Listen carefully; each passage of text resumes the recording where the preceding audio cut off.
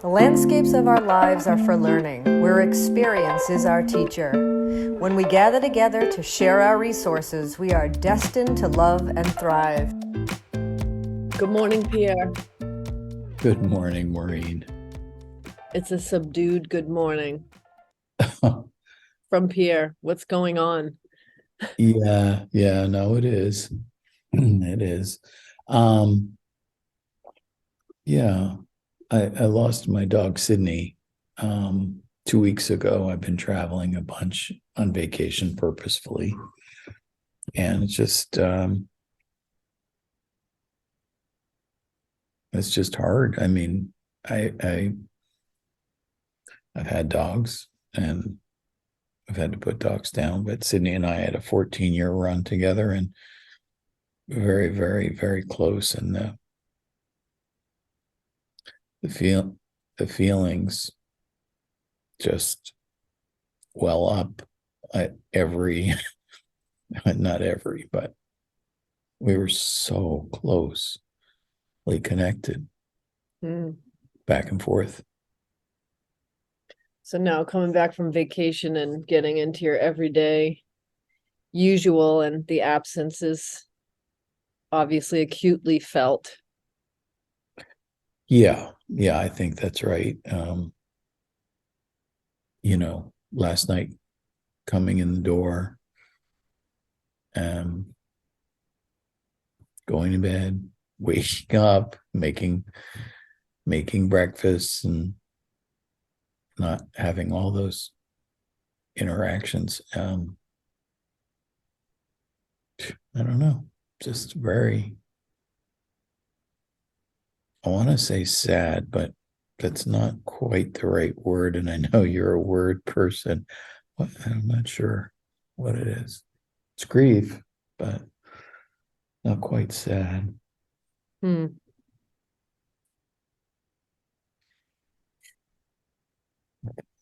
Yeah. I was saying that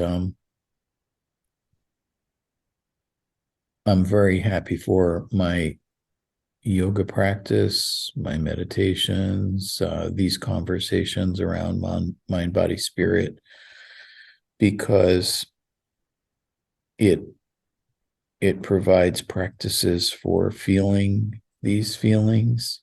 And I don't think that, apart from family and maybe a partner, a loving partner,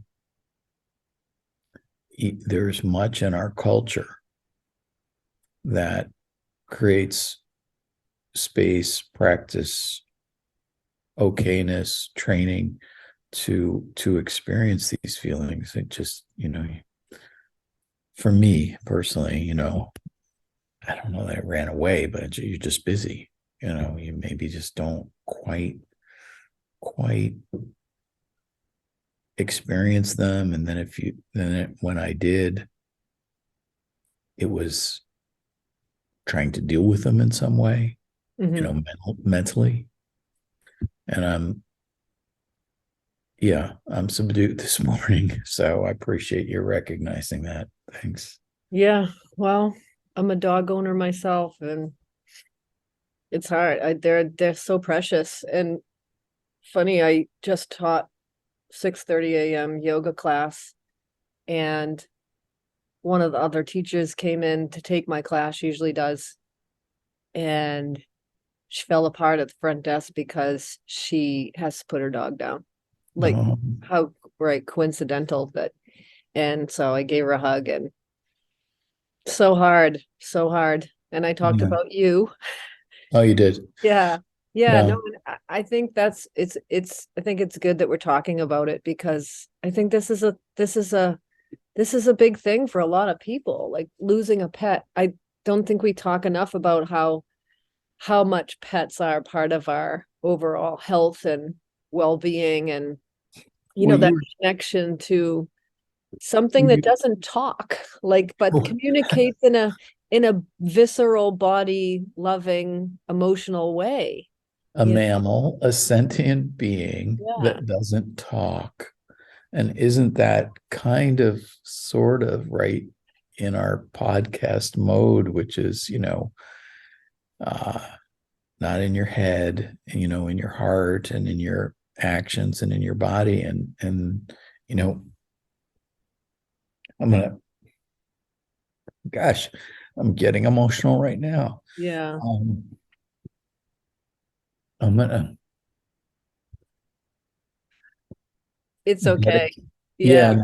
I know. I'm going to dedicate this podcast to Sydney and tell a couple of stories and then wind up before I'm just a basket of mush. But um, Sydney, 14 years, girl, little Labradoodle, 25 pounds, black and beautiful and um, quiet, doodly, happy, bouncy. Um, yeah, just an incredibly special dog for me. I've had other dogs, but this was just amazing. And What made her different? she was always happy and seemingly unconcerned in any circumstance. And she had a lot of circumstances to be in as we traveled together. And I mistook that for many years as a little bit of a fluff brain. And, it turned out she wasn't that at all. And she was very deep. She's a Um, Buddha. She's a yeah, Buddha. she was something. And the way she communicated in later life was, well, actually throughout her life, she just didn't need to say much. But when she did, she found ways that were beautiful. As a matter of fact, she took care of another dog and allowed me to get up to attend to this other dog in its elder age because I couldn't get up fast enough. I mean, how can you wake up at 4 o'clock in the morning to like a little animal just crawling out of their bed? But Sydney would hear, and Sydney would shake her collar, and I would fly out of bed to grab this dog and make some accommodations for it. Mm. So she was wise in many ways and loving and you know Where did um, she travel with you?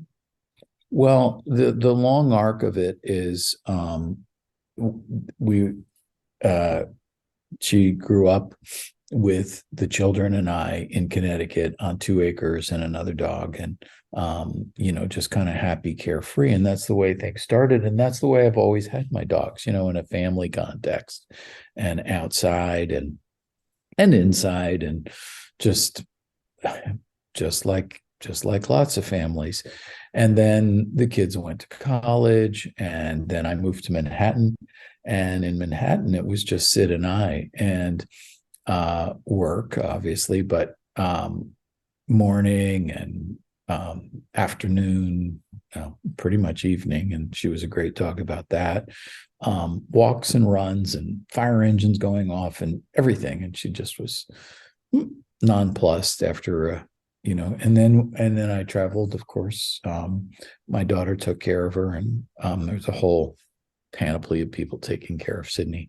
When I was 3 months in Southeast Asia doing the yoga training with you, and then we got in a car and took a cross country trip together. I remember Um, that. I remember yeah, that. Yeah. yeah, to ranch country in central Washington, and then down here in Healdsburg for 6 years, and ultimately to this great little ranch here in Healdsburg. But I just wanted, we could spend more time, but I just wanted to get in a few stories um, about 2 weeks ago and her passing. Couple days before it was planned, I started making Sid vids, and all these beautiful, and there's probably 20 of them, of her with some of my favorite songs playing in the background and me dancing around and talking to her and her looking at me in such a beautiful way. And so I have those, and I've been playing them a little bit. and then a lovely, lovely vet who was also, more than a vet, kind of a friend, a young lady who was pregnant at the time. She's 8 months pregnant, came over to the ranch cabin, um, and there was something beautiful about that, her being a friend and having known Sydney and being pregnant and the changing of lives and all the rest of that. And then here's the part that I wanted to get in, because I mean it's just unbelievable. We have we've been having rain, and storms, but California is a strange place. Um, Rain comes in different ways. Most of the time, when I say most of the time, 95%, there's no thunder and lightning. I mean, it's just thunder and lightning is not a thing here in Northern California most of the time. It's not like the Midwest or the East. I don't know. And Yeah, so it was misting, and that happens here in California. They say you're going to have rain and you have mist. Um, and so it was misting, and Sydney passed, and about 2 hours afterwards, um, the mist turned to rain, and it turned into a very hard rain, and that's a California thing. It's just a lot, and it thundered, and there was lightning, Hmm. and there was hail, Hail. Wow. and there was massive winds. And I don't think I can remember all of that happening in a storm.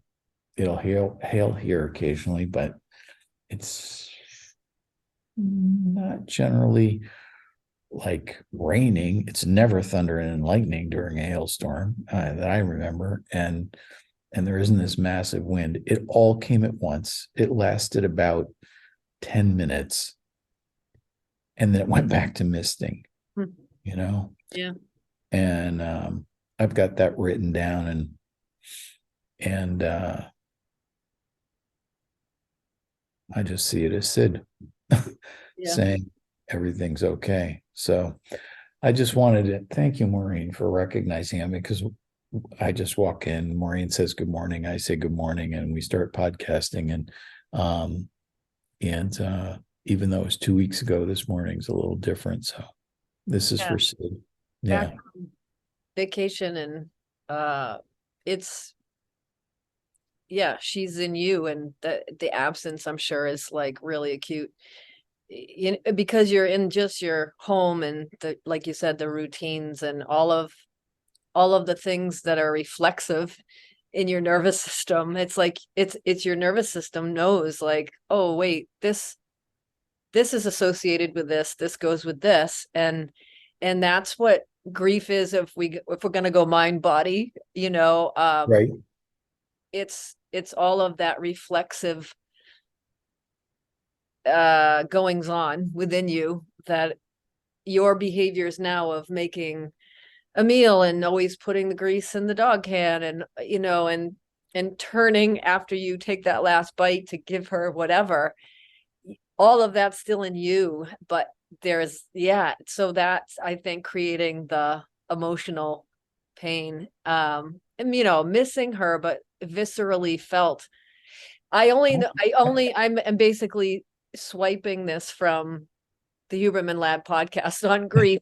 He did a Oh whole no, not episode. another, not I another know he human did a whole reference. episode on grief. Oh my God. And We and should another be I have another resource too that's really excellent. And I wanted to podcast about this with you because because we haven't talked about grief yet. Um, right. and what that is within us, and it's just, Well, it's a yeah, topic we no, we we should talk about.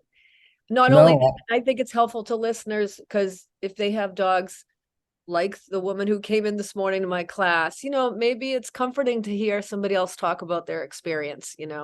I think so. Certainly we don't talk about it enough. And I was struggling before we recorded to find a word, and I said, it's sad, but it's not, I don't feel like that really captures it. And I talked about it being simple grief. And I want to thank you for, I can't believe I'm saying this, bringing up the Huberman podcast and the visceral nature of it, because that's truly what it is. It's for me, as I describe it, and maybe listeners will, who are experiencing this, um, it's not a thinking thing, it's it's these body connections, and then just feel this like little melting inside or something.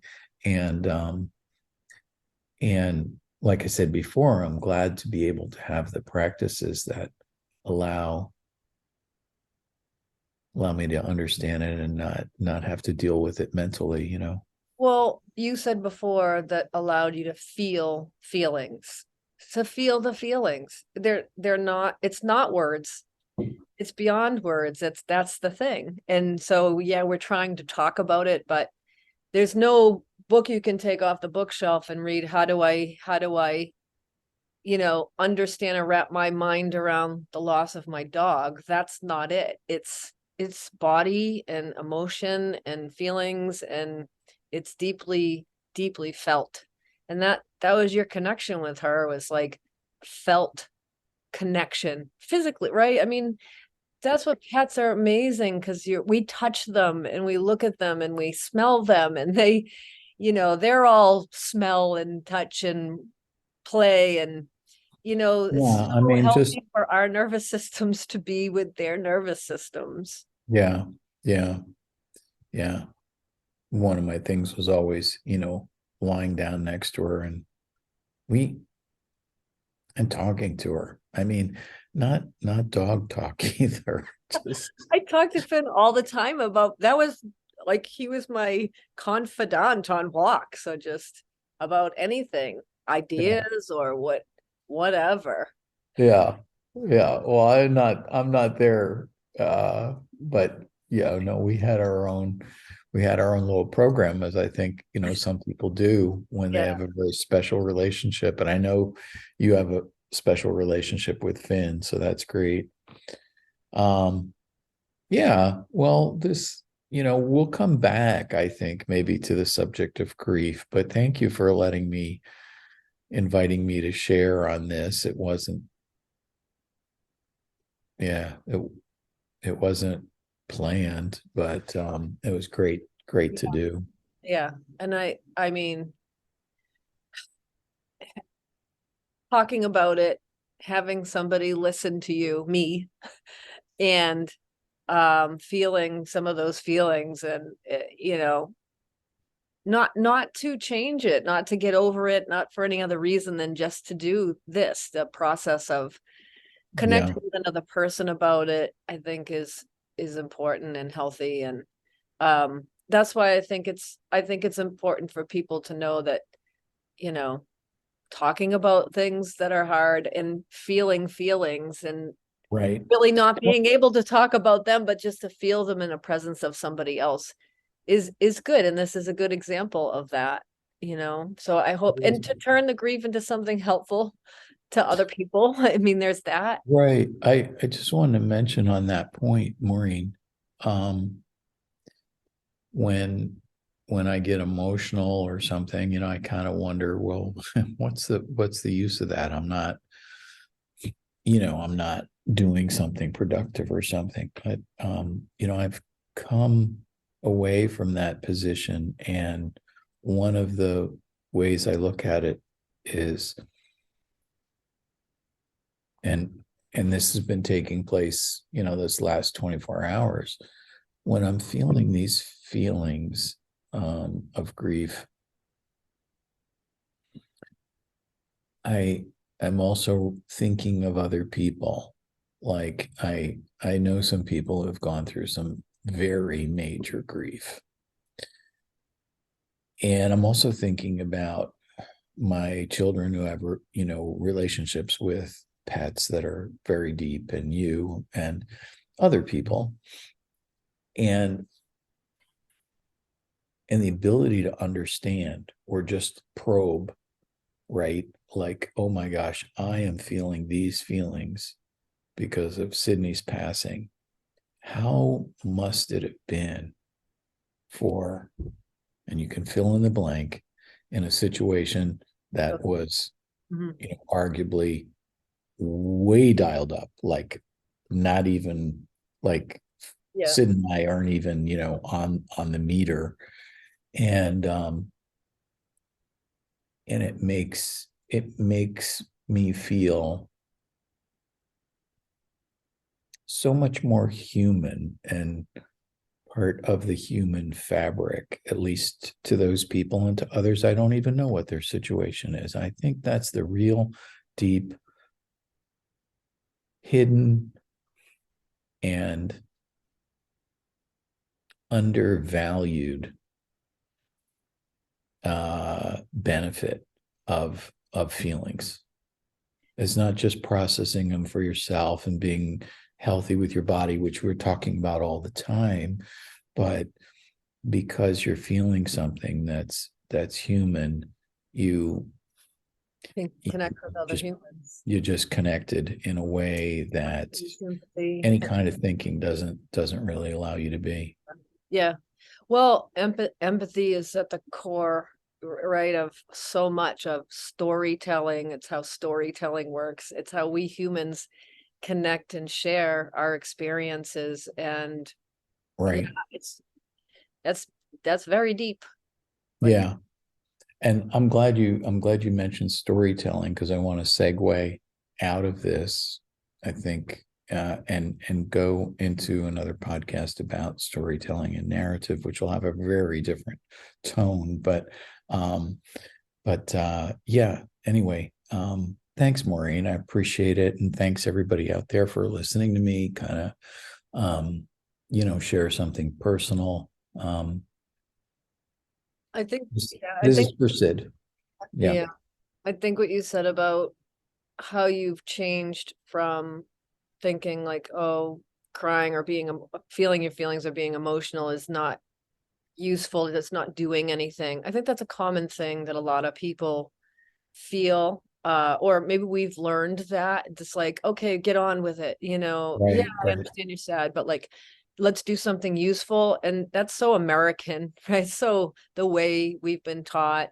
And it's like, but it's that, yeah. And I think you shouldn't wallow forever and not be productive eventually, and you need to be mobile again and move forward. That's true. But I think that's a big reason why, you know, there's sort of that dismissive, like, I don't have time for this, or, this is uncomfortable and I'll distract from it. But I think it's important Right. that you're feeling and you're trying to kind of just feel it and stay with it. And that's a big deal. That's a big change. And that's something that we're constantly working on in psychotherapy, is really just acknowledging the feelings, processing them.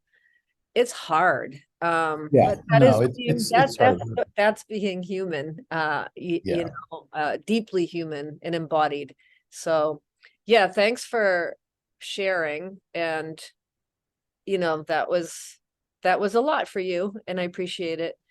And Thanks. yeah, I Thank, hope it's helpful for people too. I hope it is too. And I think, like you said, it's a subject that we don't touch on very much. It's a little taboo, death, grief, all that stuff. And we'll come back to it. We'll come back to it. Yeah. Anyway, this is for you, Sydney girl, and Peace through grace. peace through grace.